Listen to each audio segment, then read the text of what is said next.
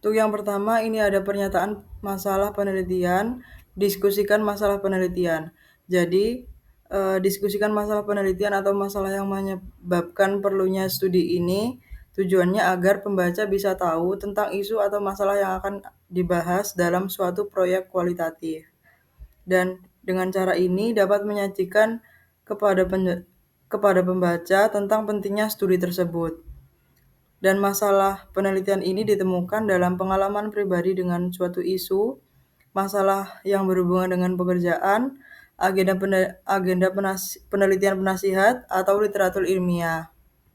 Lalu pada slide ini tertera contoh bagian masalah penelitian pendahuluan pada sebuah studi. Topik yang diambil ada menjelajahi konsepsi dan kesalahpahaman tentang merokok pada remaja di sekolah menengah atas, analisis kasus ganda.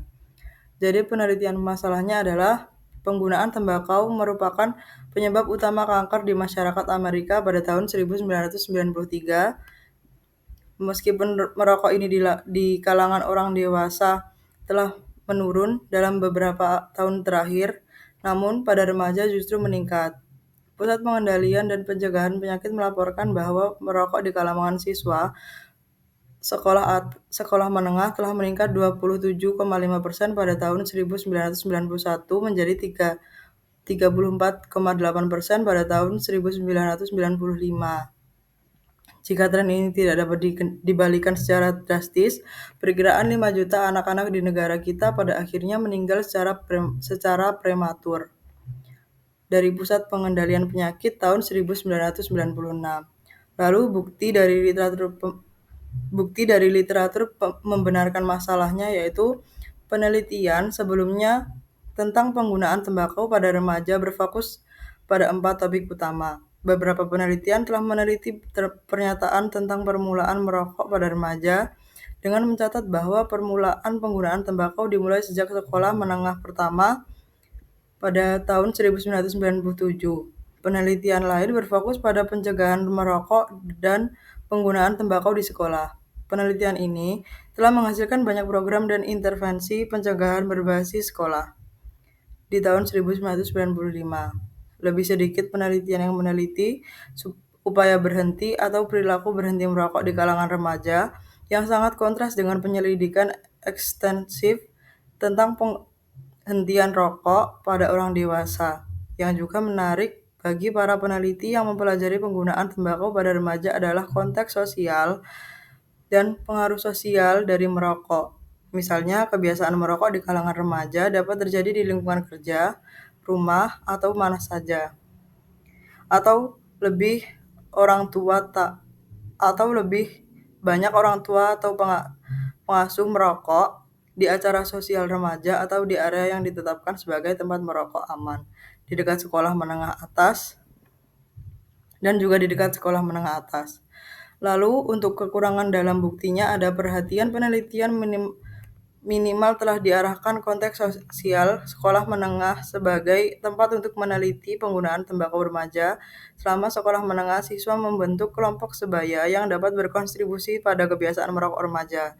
Seringkali teman sebaya menjadi pengaruh sosial yang kuat untuk berperilaku secara umum dan menjadi anggota tim atletik, grup musik, atau kelompok yang lain. Dapat mempengaruhi pemikiran tentang merokok, dan sekolah juga merupakan tempat di mana guru dan administrator perlu menjadi panutan untuk menjauhi penggunaan tembakau dan menegakkan kebijakan tentang penggunaan tembakau.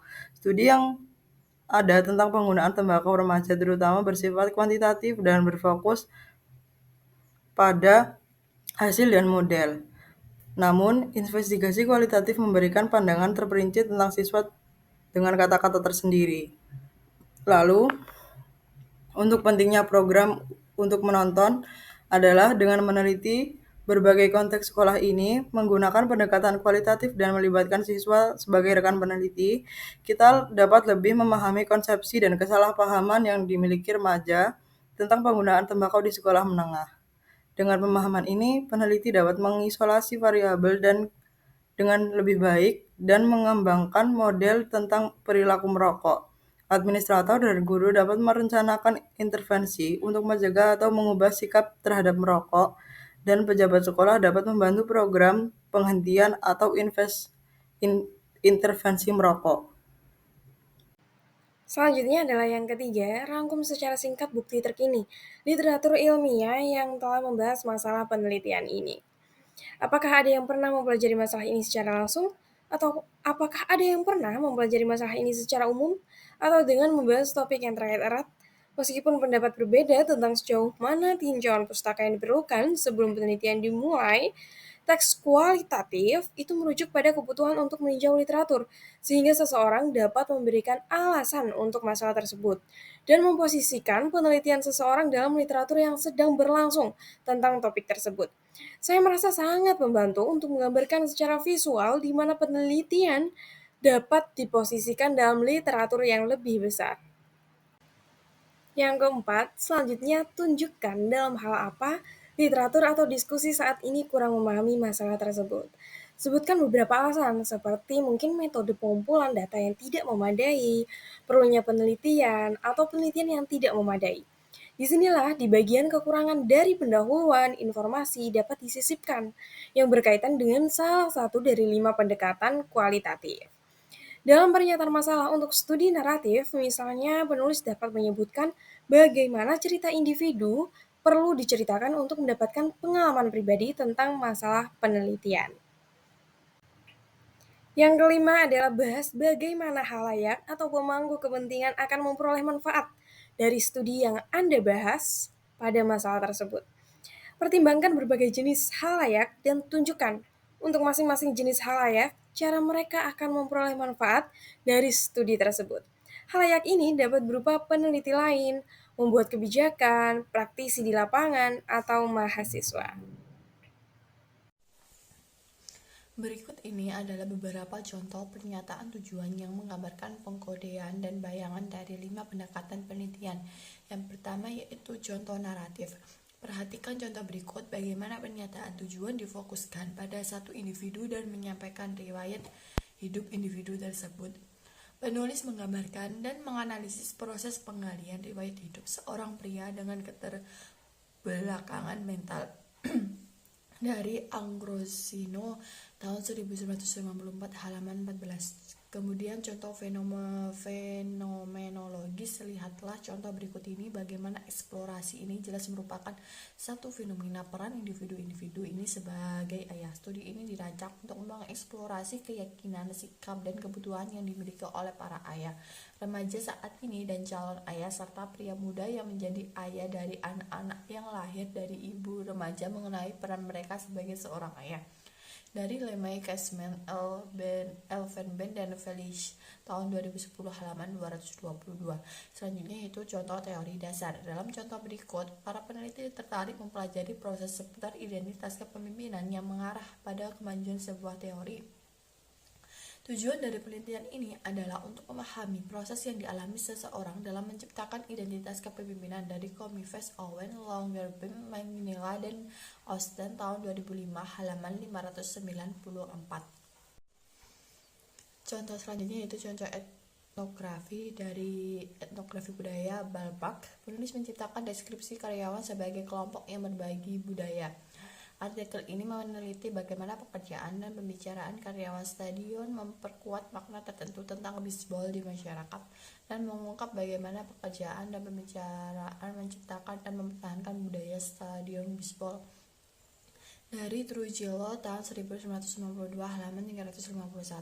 Selanjutnya yaitu contoh studi kasus. Dalam studi kasus ganda ini fokusnya adalah pada pemahaman masalah integrasi teknologi. Tujuan dari penelitian ini adalah untuk menjelaskan cara-cara yang dilakukan oleh 3 sekolah dasar perkotaan yang bermitra dengan universitas multiguna yang didanai publik menggunakan serangkaian sumber daya material dan manusia yang serupa untuk meningkatkan integrasi teknologi mereka. Dari Staples, Mugach, dan Himes tahun 2005 halaman 287. Pertanyaan penelitian. Maksud dari pertanyaan penelitian kualitatif adalah untuk mempersempit tujuan menjadi beberapa pertanyaan yang akan dibahas dalam penelitian. Di sini membedakan antara pernyataan tujuan dan pertanyaan penelitian sehingga kita dapat melihat dengan jelas bagaimana keduanya dikonseptualisasikan dan disusun. Penulis lain dapat menggabungkannya atau lebih umum hanya menyatakan pernyataan tujuan dalam artikel jurnal dan tidak menyertakan pertanyaan penelitian. Namun, dalam banyak jenis penelitian kualitatif seperti disertasi dan tesis, pertanyaan penelitian berbeda dan dinyatakan secara terpisah dari pernyataan tujuan. Selanjutnya mengenai pertanyaan inti. Pertanyaan penelitian kualitatif bersifat terbuka, berkembang, dan tidak terarah. Pertanyaan tersebut menyatakan kembali tujuan penelitian dengan istilah yang lebih spesifik dan biasanya dimulai dengan kata seperti apa atau bagaimana daripada mengapa untuk mengeksplorasi fenomena sentral. Yang selanjutnya yaitu sub-question, panduan untuk menulis sub pertanyaan dalam penelitian, yaitu yang pertama usahakan menulis 5-7 sub pertanyaan untuk memperinci pertanyaan utama. Sub pertanyaan ini bisa berkembang selama pengumpulan data. Sub pertanyaan juga membantu membagi pertanyaan utama menjadi beberapa bagian. Lalu pikirkan area spesifik yang ingin dijelajahi. Selanjutnya mulailah sub pertanyaan dengan kata bagaimana atau apa agar sejalan dengan pertanyaan yang utama. Lalu sub pertanyaan harus tetap terbuka dan tidak mengarah ke jawaban. Selanjutnya gunakan sub pertanyaan untuk merancang inti wawancara atau observasi. Contohnya, pertanyaan utama, bagaimana pengaruh budaya kerja terhadap produktivitas karyawan? Untuk sub pertanyaannya, yang pertama bisa bagaimana karyawan mendefinisikan budaya kerja di organisasi mereka. Lalu apa saja elemen budaya kerja yang dianggap penting oleh karyawan? Selanjutnya bagaimana interaksi antar karyawan mempengaruhi produktivitas? Lalu apa peran manajemen dalam membentuk budaya kerja yang mendukung produktivitas? Lalu apa tantangan yang dihadapi karyawan terkait budaya kerja